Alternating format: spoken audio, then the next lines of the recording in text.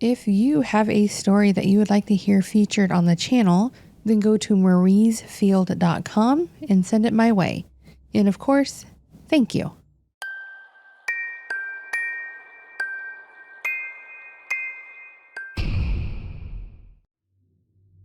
This happened a few years ago during a hiking and camping road trip that my sister and I were taking during my last summer vacation. Basically, the summer between my junior and senior year of high school. She had already graduated 2 years back and was about to go to college, so she wanted to go out and have a week to ourselves one last time for my last summer break. Obviously, we had to take extra precautions at my parents' request.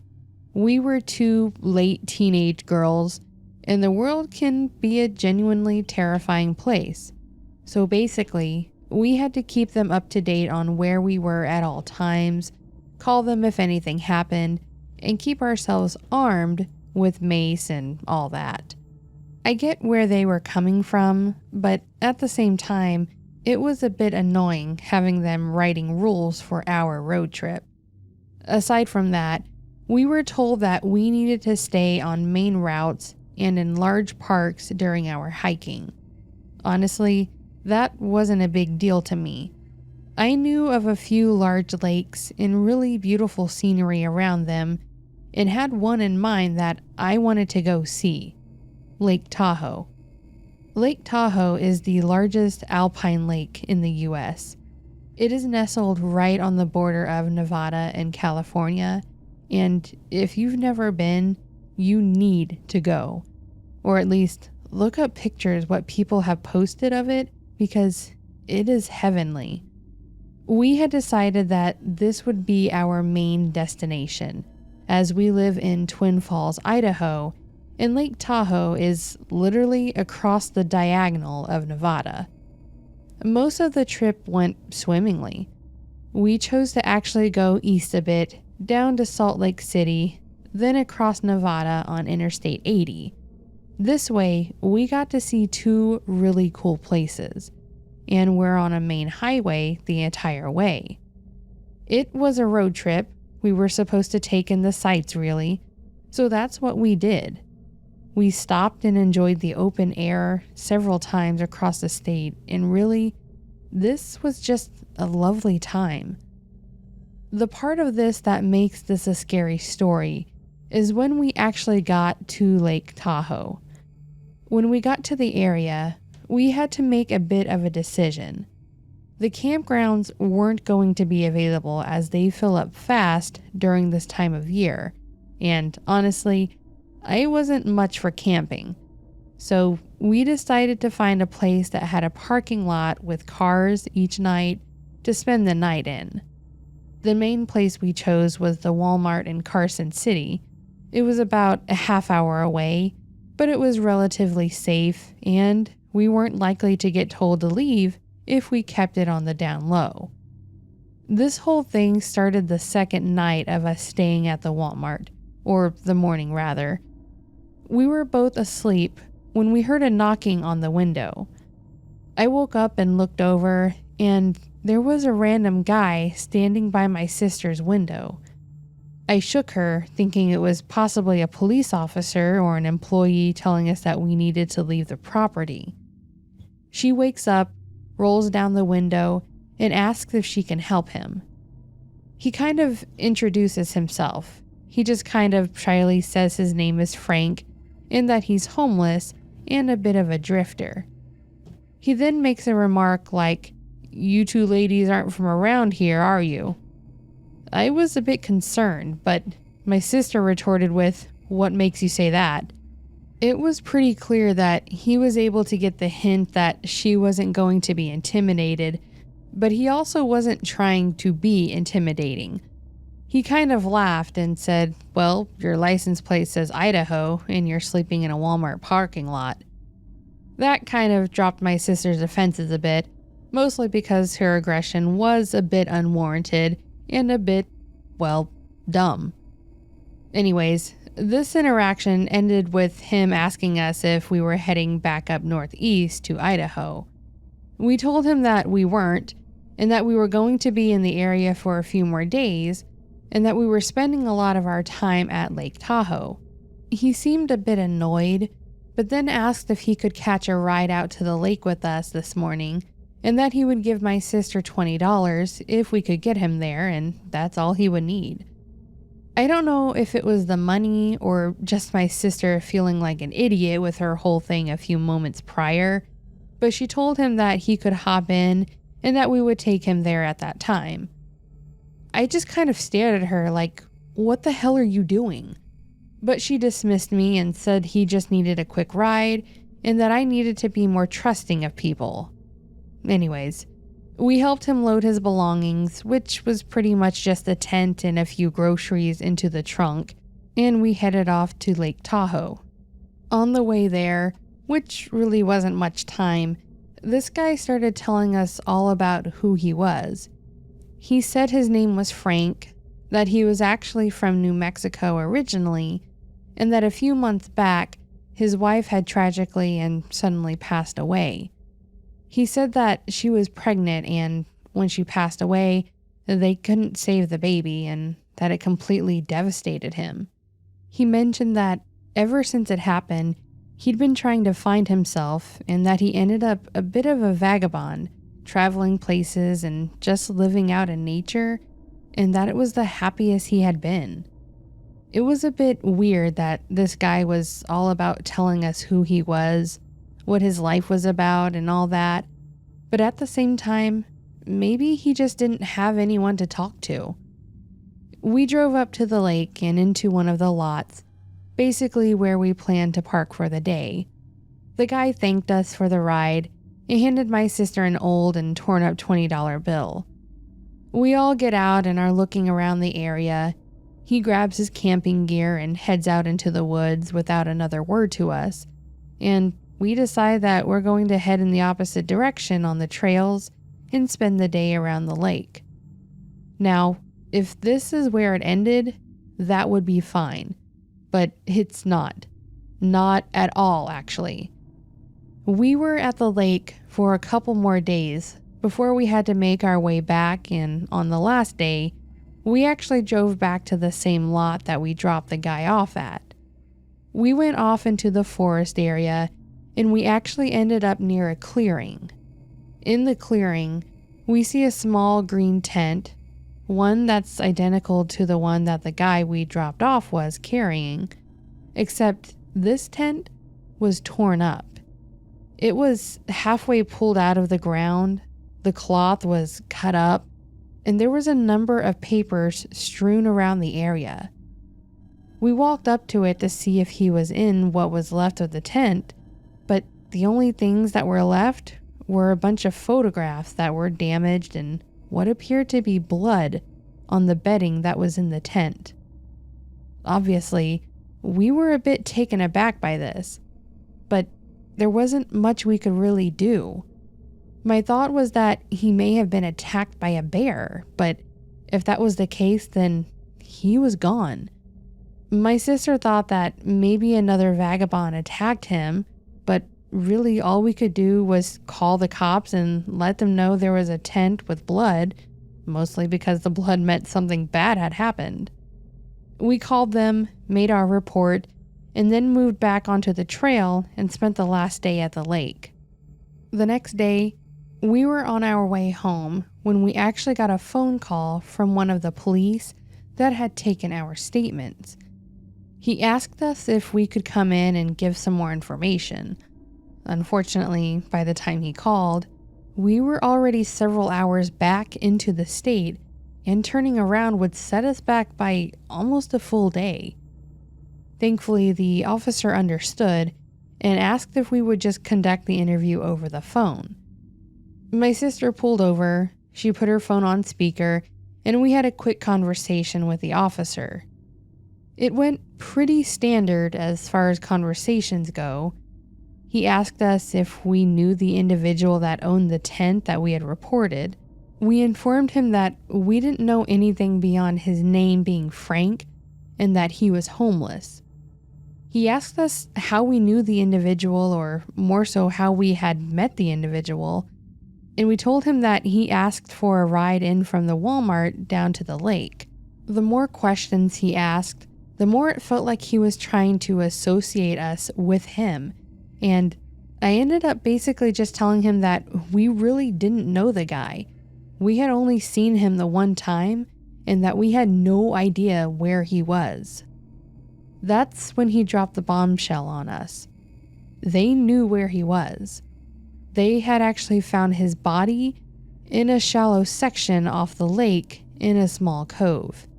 He informed us that they went out to look after we called it in, and after doing a sweep, they actually found him floating in the lake.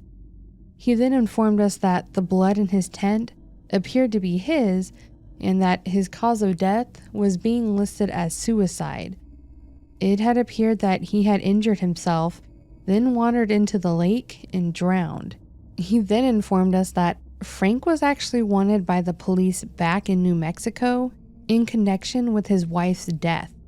Apparently, they believed that he had killed his wife and their unborn child, and they had been looking for him ever since. The purpose of the call was to basically clear us and make sure we didn't really know this guy and satisfy the investigators that we didn't have anything to do with his death. So that's the story of the one time I went to Lake Tahoe and the last time my sister and I took a road trip. Also the last time she gave a ride to someone she didn't know. Thankfully, he didn't seem like an absolute psycho, but the fact that he was wanted in connection with his wife's death really freaks me out, especially since I was sitting right in front of him. It's actually almost terrifying how normal he seemed, especially considering what he'd done and how he was living his life. As for why he ended his own life, my guess is that he couldn't take it anymore, and the lake was just the right opportunity. It's an unfortunate situation, and I don't think I'll be forgetting my summer at Lake Tahoe for a very long time.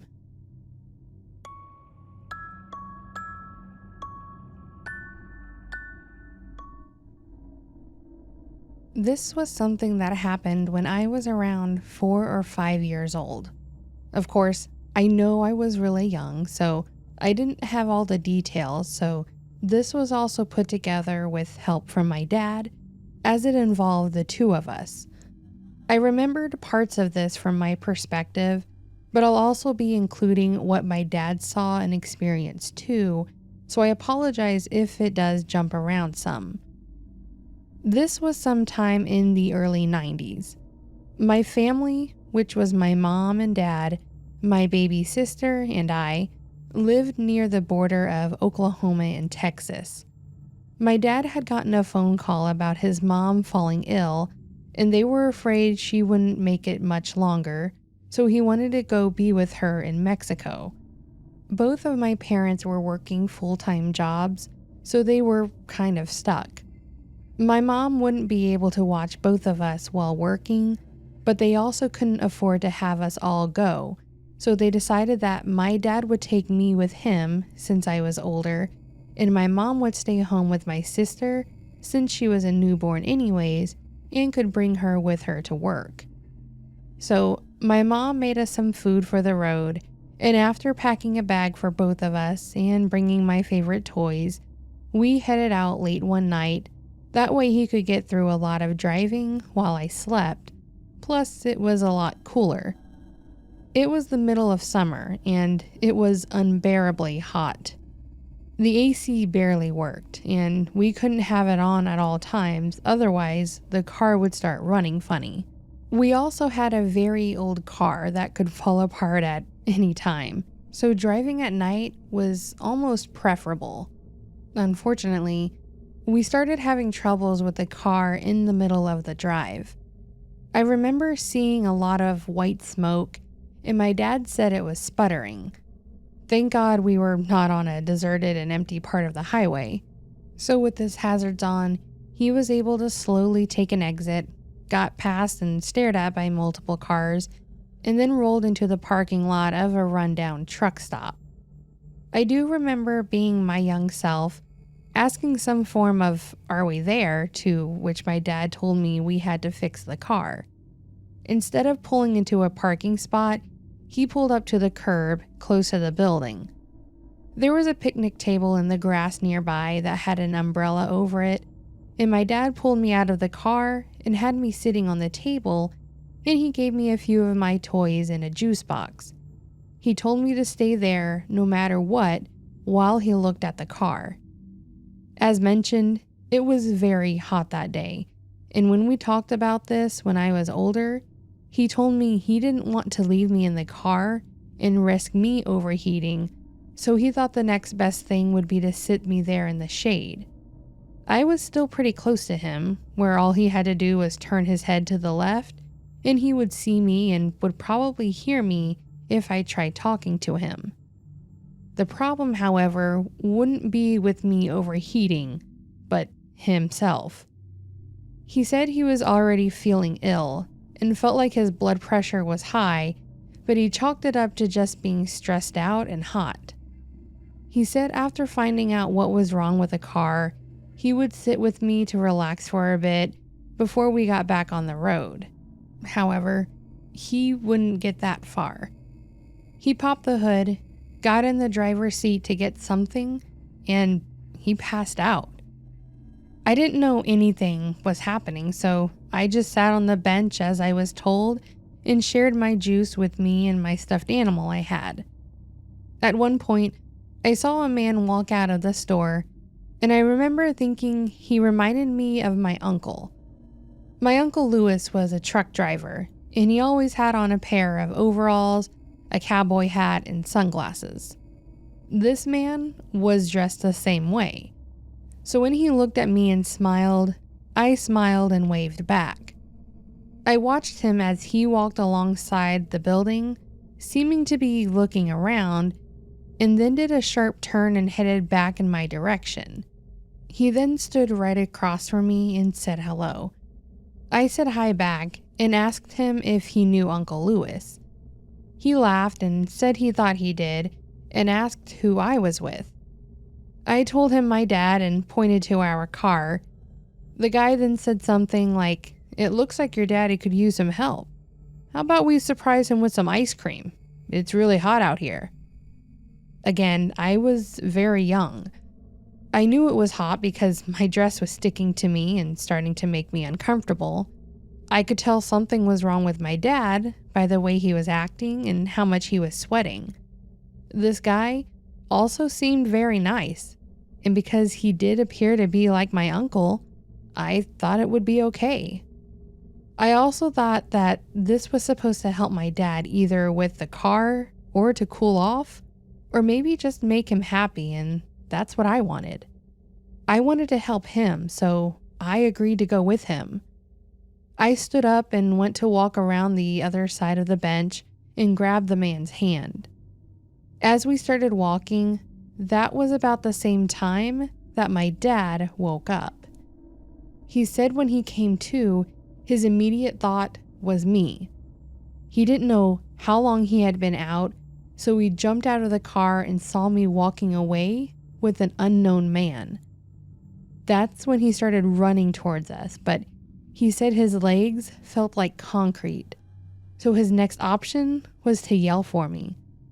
The only thing he managed to get out was, "Maria, peligro," which was basically danger in Spanish. He was bilingual, and I was starting to learn Spanish with my English, but I didn't know it very well. But one of the things I was taught was stranger danger. However, we would later learn this, but my dad was amid a heat stroke, so with being very weak, all he could muster was danger. After shouting this, he stumbled forward, falling to the ground and hitting his head on the curb. Hearing the fear in my father's usually booming voice startled me, and when I saw him fall, I immediately screamed, and the guy I was walking with took off.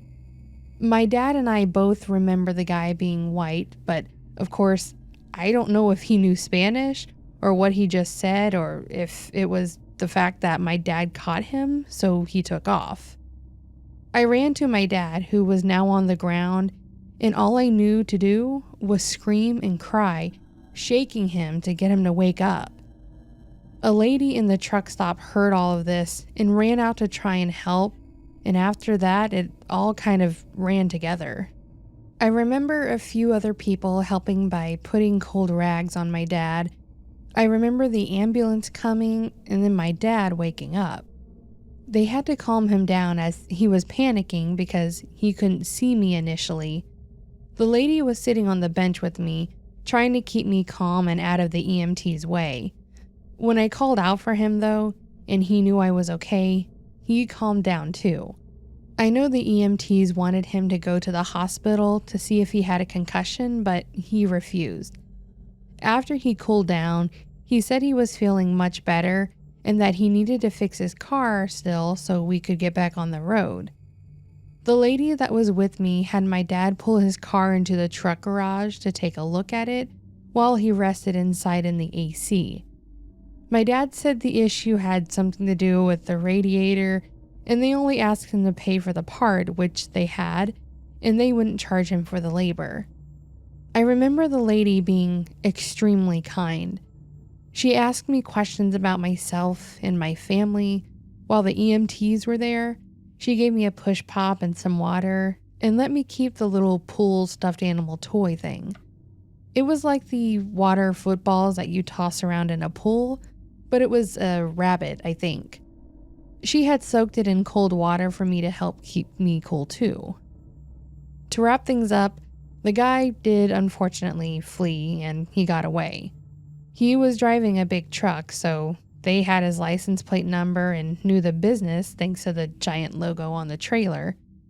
We used this to contact the company and police to report it, but my dad said he never heard anything back, so we assumed they either never found or caught the guy, or unfortunately, didn't take it seriously.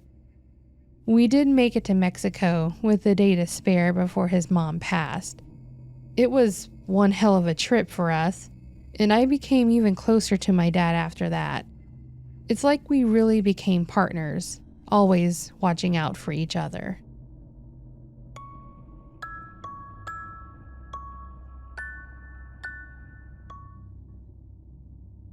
This happened to me and my boyfriend when we went on a road trip a few years ago.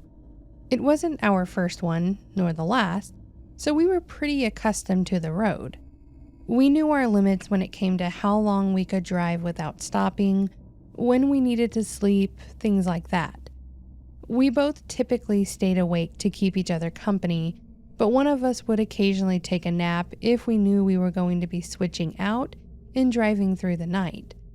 That's what takes us to this incident that I wanted to share. We were taking a road trip towards the Northeast to see one of our favorite bands, and it was only about a 20-hour drive. We wanted to do it in one go, giving us more time and money to spend at our destination, so we made arrangements and planned out how long we would both drive, so as to not have one person drained or driving more than the other. I feel like this is something that a lot of people don't think about, which can lead to a lot of accidents, so make sure to plan this out to some extent before getting on the road.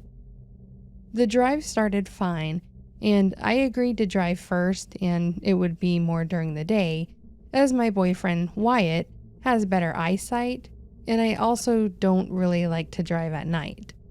We stopped as the sun was going down to fuel up and grab something quick to eat. Then we started back on our path, knowing we still had a bit of a drive ahead of us. However, I was starting to feel a bit drowsy, and after letting Wyatt know, he suggested I try sleeping some to prepare in case we needed to switch out. I asked him if he was sure, and he said he was, affirming that he didn't feel tired in the slightest, so I got comfortable in my seat and started drifting off. It started as the light dozing, where I could still hear the music playing, but your body feels heavy, and you know you're starting to fall asleep.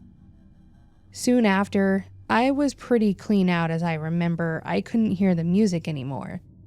I don't recall the details of it now, But I know I was sleeping heavy enough that I was dreaming at the time because I remember thinking that it was weird. However, I was abruptly awoken by the worst scream I had ever heard coming from Wyatt. I just remember it sounded like he was terrified, and when I opened my eyes, all I saw was a bright light that pretty much swallowed us. It was dead of night, yet all I could see was this light. That's when Wyatt hit the brakes and swerved the car over towards the side of the road. However, this ended up being a dream within a dream, I guess, because I woke up screaming, startling Wyatt enough to pull over and try to calm me down. I remember tears streaming down my face and asking him what happened and what that was, but he looked confused and asked me what I was talking about. After I finally stopped talking and listened to him, I realized that everything was fine. He said nothing had happened on the road.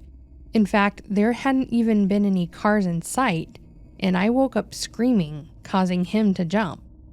So I explained to him what I had seen or dreamt, I guess, and he comforted me and said we were okay. Everything just felt so real, down to even hearing music playing and the low humming sound of the tires on the road. We sat there on the shoulder with our hazards on, just giving ourselves a moment to compose ourselves, more so me, and then just talk and calm our nerves before getting back on the road. Wyatt then made some kind of joke and then asked me to grab a snack from our bag in the back. I reached back to grab it, and as I was turning back around and putting my seatbelt back on, we started to see some lights in the distance coming from the opposite direction. It was one of those quick glances for me at first, and I went back to opening our bag of chips when we then started to hear the blaring sound of a semi-horn. Being on such an empty and dark road, it was odd to hear it, which caused us to look up at it again. We watched as we heard the horn get louder and saw the lights get closer and brighter. We watched, and as it got closer, we were able to make out another light coming from the side of the truck. We watched as it got close enough to finally make out what that light was. It was actually sparks from where a tire should be. The truck had its cabin lights and brights on and was practically laying on the horn, and we watched it pass us, horrified as this huge semi slowly drifted through to the other lanes of traffic and was grinding the cement barrier on our side. We turned around and watched this until the light was barely visible and we could no longer hear the horn. I didn't know what to say or what to do. If we were still on the road, what would have happened to us? In my dream, it has to be related, right? I woke up to Wyatt's scream, but also a bright light, like what you would expect if an 18-wheeler was coming right at you, right? I think Wyatt was trying to keep me calm, or maybe himself, and said, "Well, that was pretty scary." I nodded in agreement, but we just continued to sit there. After a few minutes, he pulled out his phone and called 911 and reported what we just saw while I sat there silently. After the call ended, we got back on the road and drove in silence, practically tensing up at every car we saw that came from the opposite side. I think the incident did a number on both of us, because we ended up stopping at some grocery store and slept there overnight. The next morning, I still felt a little shaken, but I tried to move on, thinking we got lucky. We'll just continue being vigilant on the road and enjoy our vacation. The rest of the trip did not have anything similar happen, and Wyatt seemed like he got past it, but I still had this lingering in my head as to what all of this was about. I know deja vu, I've experienced that many times before, but this dream just felt so real, like it happened but we just reset or something. Wyatt and I have since gone our separate ways, but we're still friends. However, we never talked about this since the time of the road trip, and when I had to bring it up before, he never wanted to talk about it. Other than my sister and a friend, I haven't really talked to anyone about this because it's something that still disturbs me. But I finally felt the urge to share it to see if anyone else has experienced something similar. That way, at least I would know that I'm not alone.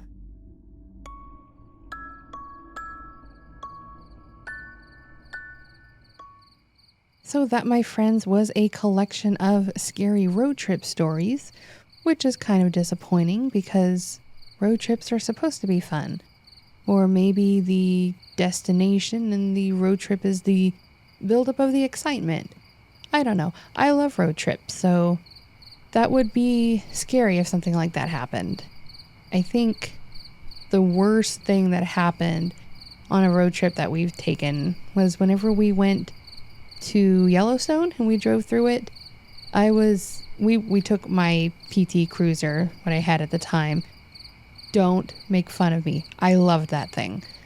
But we took it through Yellowstone and it did really well. No issues on the whole trip around. I think Kansas to Nebraska, South Dakota, Wyoming, Utah, Colorado, and back to Kansas.